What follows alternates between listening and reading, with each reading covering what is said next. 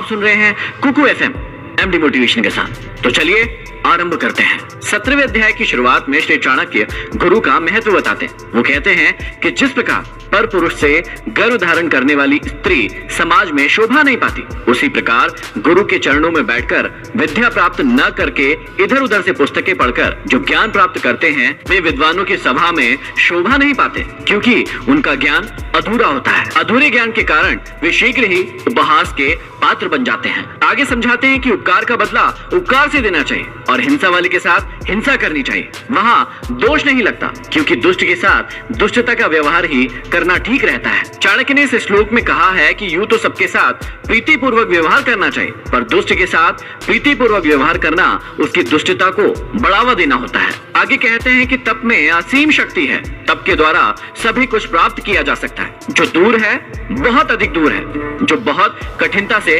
प्राप्त होने वाला है और बहुत दूर स्थित है। ऐसे साध्य को तपस्या के द्वारा ही प्राप्त किया जा सकता है। तप के द्वारा तो ईश्वर को भी प्राप्त किया जा सकता है। अतः जीवन में साधना का विशेष महत्व है। आगे कहते हैं कि लोभ सबसे बड़ा अवगुण है, पर निंदा सबसे बड़ा पाप है।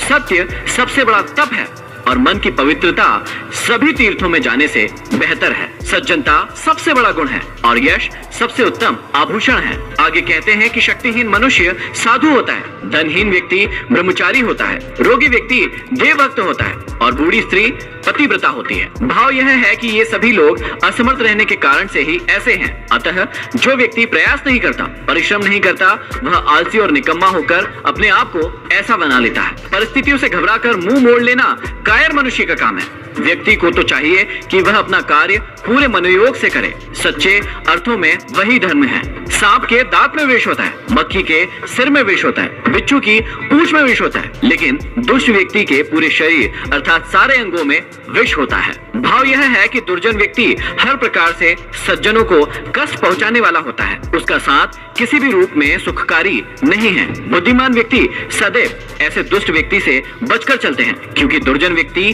के तो सारे अंग में विष भरा होता है। आगे समझाते हैं कि हाथ की शोभा दान से होती है, न कि कंगन पहनने से होती है। शरीर की शुद्धि स्नान से होती है, न कि चंदन लगाने से होती है। बड़ों की तृप्ति सम्मान करने से होती है, न कि भोजन कराने से। शरीर की मुक्ति ज्ञान से होती है, न कि शरीर का श्रृंगार करने से होती है। भाव यह है कि आडंबरों से शरीर को शुद्ध नहीं किया जा सकता। दान देने, स्वच्छ जल से स्नान करने, बड़ों का सम्मान करने और उचित ज्ञान प्राप्ति के उपरांत ही मनुष्य का जीवन सफल होता है। जिन सज्जनों के हृदय में परोपकार की भावना जागृत रहती है, उनकी तमाम विपत्तियां अपने आप दूर हो जाती है और उन्हें पग पग पर संपत्ति एवं धन की प्राप्ति होती है। आगे समझाते हैं कि भोजन, नींद, डर, संभोग ये सभी गुण मनुष्य और पशुओं में समान रूप से दिखाई और पाई जाती है। पशुओं की अपेक्षा मनुष्य में केवल ज्ञान मतलब बुद्धि एक विशेष गुण है जो उसे अलग बनाता है। अतः ज्ञान के बिना मनुष्य पशु के समान ही हो जाता है। और आगे समझाते हैं कि नीचे की ओर देखती हुई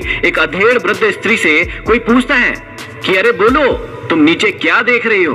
पृथ्वी पर तुम्हारा क्या गिर गया है? तब वह स्त्री कहती है, अरे मूर्ख, तुम नहीं जानते, मेरा युवावस्था रूपी मोती नीचे गिरकर नष्ट हो गया है। कहने का अर्थ यह है कि यौवन का मोती एक बार नष्ट हो जाए अर्थात जवानी एक बार चली जाए तो फिर लौटकर नहीं आती। इसलिए आप सब भी अपनी जवानी का सही उपयोग कीजिए, अपने लक्ष्यों को प्राप्त कीजिए और अपनी जिंदगी में कुछ ऐसा हासिल कर जाइए कि मरने के बाद भी आप लोगों के दिलों में रहे। और यहीं पर समाप्त होता है चाणक्य नीति का अंतिम अध्याय। आशा करता हूँ इस यात्रा के दौरान आपको बहुत सारी चीजें सीखने को मिली होगी, अपनी जिंदगी को बदलने के लिए मिली होगी।